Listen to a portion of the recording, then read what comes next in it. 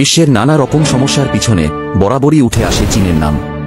Corona জন্ম দেওয়া এই দেশ এর আগে আরও অনেকগুলি কাণ্ড ঘটিয়েছিল। তেমনই একটি কাণ্ড ঘটিয়েছিল আজ থেকে প্রায় ৬৪ বছর আগে। সে সময় চীনের প্রেসিডেন্ট ছিলেন জনপ্রিয় নেতা মাও জেদং। জনপ্রিয় হলেও তার অদূরদর্শী সিদ্ধান্তের ফলে ইতিহাসের সবথেকে ভয়ঙ্কর দুর্ভিক্ষ তৈরি হয়েছিল চীন জুড়ে। দুর্ভিক্ষ এমন পর্যায়ে পৌঁছেছিল অনেক জায়গায় নরমাংস খাওয়ার মতো ঘটনাও ঘটেছিল। আর এই ঘটনায় প্রাণ হারিয়েছিলেন ৪ কোটিরও বেশি চীনা নাগরিক। জেদং ঘোষণা করেছিলেন, ইঁদুর, মাছি, মশা এবং চড়ুই পাখি আমাদের শত্রু, এদের মেরে ফেলতে হবে। আসলে তিনি প্রতিশ্রুতি দিয়েছিলেন চীনের শাসন তার ওপর ছেড়ে দিলে দেশকে অর্থনৈতিক দিক দিয়ে শিখরে পৌঁছে দেবেন। সে সময় বিশ্বে ধনী দেশ ছিল ব্রিটেন, তারপর আমেরিকা। চীন ছিল ৬৫ কোটি জনসংখ্যার একটি কৃষিনির্ভর গরিব দেশ। জেদং শিল্প ও কৃষিদ্রব্যে আমেরিকাকে ছাড়িয়ে যাওয়ার লক্ষ্যমাত্রা স্থির করেন। সে সময় তিনি গ্রেট লিপ ফরওয়ার্ড নামে একটি শিল্পভিত্তিক পরিকল্পনা নিয়ে আসেন, যার মূল উদ্দেশ্য আমেরিকাকে পেছনে ফেলা। তবে তিনি মনে করেন এই পথে বাধা হতে পারে ইঁদুর, মাছি, মশা এবং চড়ুই, তাই এদেরকে মেরে ফেলতে হবে। এবার হয়তো আপনি ভাবছেন, ইঁদুর, মশা, মাছি না হয় প্লেগ, ডেঙ্গু, ম্যালেরিয়ার মতো মরণ ব্যাধি ছড়ায়, তাই মেরে ফেলার সিদ্ধান্ত নিয়েছেন, কিন্তু চড়ুইয়ের মতো একটি নিরীহ পাখিকে কেন হত্যা করার কথা বললেন? আসলে মাও জেদং ইনফরমেশন পান একটি চড়ুই পাখি 1 বছরে 4.5 কেজি শস্য খেয়ে ফেলে। তারা হিসেব কষে দেখেন প্রতি 1 লাখ চড়ুই হত্যা করতে পারলে প্রায় 6,000 মানুষের খাদ্য সংস্থান করা সম্ভব হবে। চীনে তো কোটি কোটি চড়ুই রয়েছে, এদেরকে যদি মেরে ফেলা যায় তবে বিপুল পরিমাণে ফসল বাঁচানো যাবে। আর এই ফসল বিদেশে বিক্রি করে দেশের অর্থনীতিকে চাঙ্গা করা যাবে। যেমন ভাবনা তেমন কাজ। ঘটা করে দেশ জুড়ে শুরু হয় 4 পেস্ট ক্যাম্পেইন।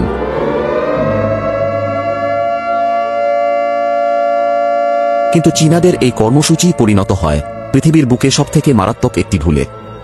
আজকের ভিডিওতে জানাবো কিভাবে চীন জুড়ে নির্মমভাবে নিরীহ চড়ুই পাখির হত্যালীলা চলেছিল, আর এই অপকর্মের ফলে কিভাবে মরতে হয়েছিল 4 কোটি চীনাকে। তার আগে এই ধরনের ভিডিও যদি আপনাদের ভালো লাগে তবে চ্যানেলটিকে অবশ্যই সাবস্ক্রাইব করে রাখতে পারেন। নমস্কার, আমাদের এসআর স্ট্রিট চ্যানেলে আপনাদের স্বাগত।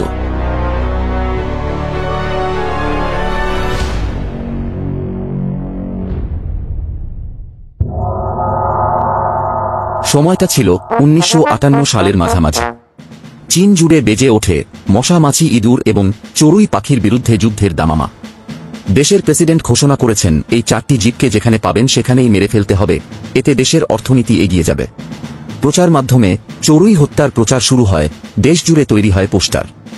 দেশপ্রেমের টানে দলে দলে চীনারা ঝাঁপিয়ে পড়ে চড়ুই নিধন কর্মসূচিতে। ঘরের মহিলারা ঘর থেকে বেরিয়ে থালা, বাটি, হাঁড়ি, পাতিল যে যেটা পেয়েছে সেটাকে ঢোলের মতো বাজিয়ে নাগরিক দায়িত্ব পালনে উদ্যোগী হয়েছে। রাতারাতি চীন জুড়ে তৈরি হয়ে যায় অসংখ্য কাকতারুয়া। ছোট বড় রাস্তার পাশ দিয়ে লাল পতাকায় ছেয়ে যায়। ছাত্রছাত্রী, অফিস কর্মী, শ্রমিক, কৃষক থেকে শুরু করে পিপলস লিবারেশন আর্মি সকলেই ছুটছে। যে যেখানেই মশা, মাছি, ইঁদুর, চড়ুই দেখছে ঝাঁপিয়ে পড়ছে। চীনারা মশা, মাছি, ইঁদুর মেরে তেমন মজা পাচ্ছিলেন না যতটা মজা তারা চড়ুই পাখি মেরে পাচ্ছিলেন।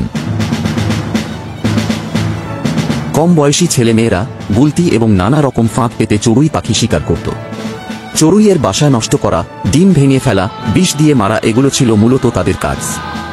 আর বৃদ্ধ ও শিশুরা থাকত পাহারায়, পাখি বা ইঁদুর দেখলেই চিৎকার করত। চীনের লোকজন যেখানেই পাখি দেখতে পেত ঢাক, ঢোল, থালা, বাসন বাজিয়ে পিছু নিত, এতে পাখিগুলো ভয় পেয়ে ক্রমাগত আকাশে উঠতে থাকত। আর উঠতে উঠতে ক্লান্ত হয়ে মাটিতে পড়লে নৃশংসভাবে চীনারা সেগুলোকে মেরে ফেলত। সে সময় রীতিমতো রাইফেল টিম তৈরি করে পাখি শিকার করার বিশেষ প্রশিক্ষণও দেয়া হতো। চীনারা প্রথম দিন রাত 8টা পর্যন্ত শুধুমাত্র সাংহাই শহরেই প্রায় 1,94,000 চড়ুই পাখি মেরেছিলেন। তাহলে ধারণা করা যেতে পারে সেদিন সারা দেশে কত সংখ্যক চড়ুই পাখি মারা গিয়েছিল। সে সময় বিভিন্ন জায়গায় এবং স্কুলে প্রতিযোগিতাও শুরু হয়, যেসব থেকে বেশি চড়ুই মারতে পারবে তাকে পুরস্কার দেওয়া হতো। অনেককে দেখা যেত মৃত পাখির মালা বানিয়ে গলায় পরতে। চীনাদের পাখি হত্যা একটা নেশার মতো ঘিরে ধরে। তারা এই নির্মম কাজে আনন্দ খুঁজে পেতে শুরু করে, গোটা চীন যেন পরিণত হয় পাখি হত্যাপুরীতে। সেই সময়ের একটি ঘটনা হলো, চীনাদের হাত থেকে বাঁচার জন্য কিছু চড়ুই রাজধানী বেইজিংয়ে থাকা পোল্যান্ড দূতাবাসে আশ্রয় নিয়েছিল। চীনারা এটা জানতে পেরে জোর করে দূতাবাসের ভেতরে ঢোকার চেষ্টা করে, কিন্তু দূতাবাসের কর্মীরা তাদের বাধা দেয়। এরপর চীনারা দল বেঁধে চারদিক থেকে দূতাবাসটি ঘিরে ধরে এবং জোরে জোরে থালা বাসন ঢাক ঢোল বাজাতে শুরু করে। অসম্ভব আওয়াজে চড়ুইগুলি দূতাবাস থেকে বেরিয়ে আসতে শুরু করলে সেগুলিকে গুলি করে মেরে ফেলা হয়। সেদিন দূতাবাসের চারপাশে ব্যাপক সংখ্যক চড়ুই মারা পড়েছিল এবং সেগুলো সরাতে যথেষ্ট বেগ পেতে হয়েছিল দূতাবাস কর্মীদের। এভাবে এক বছরে তারা প্রায় 100 কোটি চড়ুই পাখি মেরে বিলুপ্ত করেছিল। তবে শুধু যে চড়ুই পাখি মেরেছিল তা কিন্তু নয়, সেই সঙ্গে অন্যান্য পাখিরাও মরেছিল। এছাড়া আনুমানিক 150 কোটি ইঁদুরও তারা মেরেছিল। চীনাদের চড়ুই হত্যার এই কর্মকাণ্ডের খেসারত দিতেও বেশি সময় লাগেনি। ধেয়ে আসে প্রকৃতির নির্মম আঘাত। এক বছরের মধ্যে কয়েকশো গুণ বেড়ে যায় পঙ্গপাল এবং নানান কীট পতঙ্গ। সবচেয়ে ভয়ানক ছিল পঙ্গপালের দল, যারা ঝাঁকে ঝাঁকে উড়ে আসত এলাকায়। গ্রামের পর গ্রামের ফসল নিমেষেই নষ্ট করে চলে যেত অন্য জায়গায়। কীট পতঙ্গের আক্রমণ কয়েকশো গুণ বেড়ে যাওয়ায় উৎপাদিত ফসল ঘরেই তুলতে পারত না চীনারা। এই ভয়ানক পরিস্থিতির কথা কল্পনাও করতে পারেননি তারা। যে ফসল বাঁচানোর জন্য এত কিছু করা হলো, সেই ফসলই চলে যায় পোকামাকড়ের পেটে। চড়ুই যতটা না ফসল খেত, তার চেয়ে বহুগুণ ফসল খেয়ে নষ্ট করে কীট পতঙ্গ। চড়ুই শস্য দানার পাশাপাশি ফসলের মধ্যে থাকা পোকা মাকড়ও খায়। সে সময় চড়ুই পাখি বিলুপ্ত হয়ে যাওয়ায় জ্যামিতিক হারেই বেড়ে যায় পোকা মাকড়ের সংখ্যা। প্রকৃতি সুন্দরভাবে জীব সম্প্রদায়কে বাস্তুতন্ত্র বা ইকোসিস্টেমের মাধ্যমে পরস্পরের সঙ্গে যুক্ত করে পরিবেশের ভারসাম্য তৈরি করেছে। যদি এর মধ্যে কোনো একটি সম্প্রদায়কে সরিয়ে দেওয়া হয়, তবে ব্যাঘাত ঘটে ইকোসিস্টেমের, আর এর ফল হয় ভয়াবহ। চীনের এই ঘটনা তারই একটি অনন্য উদাহরণ। কীটনাশক স্প্রে ব্যবহার করেও কোনো রকম লাভ হয়নি। ফলে এক বছরের মধ্যে চীন জুড়ে ফসলের বিরাট ঘাটতি দেখা দেয়। ফসলের উৎপাদন ক্রমাগতভাবে কমতে থাকায় অল্প সময়ের মধ্যেই খাদ্য সংকটের মুখে পড়ে কোটি কোটি চীনের মানুষ।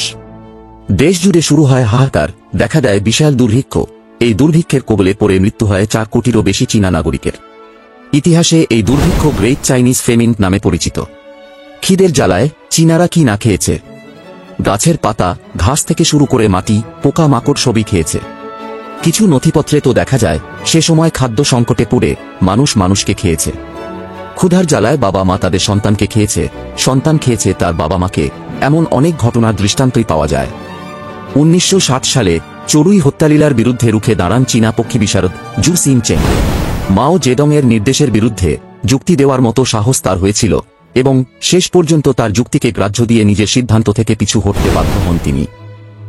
রাতারাতি তুলে নেন 4 টেস্ট ক্যাম্পেইন। কিন্তু ক্ষতি যা হওয়ার তা ইতিমধ্যেই হয়ে গিয়েছিল। তৎকালীন চীনের সবচেয়ে ক্ষমতাধর ব্যক্তি ছিলেন মাও জেডং। তিনি কখনো নিজের পরিকল্পনা নিয়ে কারো সাথে আলোচনা করতেন না, এমনকি বিশেষজ্ঞদের মতামত নেওয়ারও প্রয়োজন মনে করতেন না। জেডংয়ের যদি কোনো আইডিয়া ভালো লাগত, তিনি বিচার না করেই সেই নিয়ম দেশে চালু করে দিতেন, আর তার সমর্থনে ঢালাও প্রচার শুরু করতেন। সাধারণ মানুষ, সাংবাদিক বা লেখক কারো ক্ষমতা হতো না প্রেসিডেন্টের সিদ্ধান্তের বিরুদ্ধে কোনো মত প্রকাশ করার। চীন সরকার এই মৃত্যু সংখ্যা গোপন রেখেছিলেন। অফিসিয়াল নথিতে তারা 1.5 কোটি মানুষের মৃত্যুর কথা জানিয়েছিলেন এবং দুনিয়াকে দুর্ভিক্ষের কারণ হিসেবে দেখিয়েছিলেন প্রাকৃতিক দুর্যোগকে। চীনা সাংবাদিক ইয়াং জিসেং তার টুম্বস্টোন দ্য গ্রেট চাইনিজ ফেমিন বইতে 3,60,00,000 মানুষের মৃত্যুর কথা উল্লেখ করেছেন। চীনের অভ্যন্তরীণ বিষয়ের খুঁটিনাটি গভীরভাবে আলোকপাত করা এই বইটি প্রকাশ হবার কিছুদিনের মধ্যেই চীনে নিষিদ্ধ ঘোষণা করা হয়। তবে তাতেও চীন সরকার এই কলঙ্কজনক অধ্যায়ের কালিমা মুছে ফেলতে পারেনি। মাও জেডং গণপ্রজাতন্ত্রী চীনের প্রতিষ্ঠাতা হলেও এক নায়কতন্ত্রে ভর করা চীন বিশ্ববাসীর সামনে সবকিছু ধামাচাপা দেওয়ার চেষ্টাই করে। সরকারের কর্মকাণ্ডের বিরুদ্ধে কেউ মুখ খুললে তাকে দেশদ্রোহী ঘোষণা করে আজীবন কারাবাস নতুবা মৃত্যুদণ্ড দেওয়া হয়।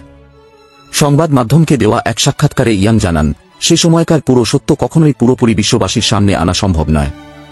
চীন সরকার ব্যান করে দিয়েছিল দুর্ভিক্ষের বিষয়ে লেখালেখি বা গবেষণা করা। এমনকি আজ পর্যন্ত চীনের কোথাও এই ভয়াবহ দুর্ভিক্ষ নিয়ে আলোচনা করা হয় না। মাও জেডংকে আধুনিক চীনের স্থপতি বলা হয়, কিন্তু তার অদূরদর্শী কাজকে অনেকেই তার রাজনৈতিক জীবনের এক ভয়াবহ সিদ্ধান্ত বলে মনে করেন। পরবর্তীতে জেডং রাশিয়া থেকে চড়ুই পাখি আমদানি করেছিলেন, কারণ চড়ুই পাখি হত্যা করা যে এমন ভয়াবহ বিপদ আনতে পারে তিনি সেটা ঘুণাক্ষরেও ভাবতে পারেননি।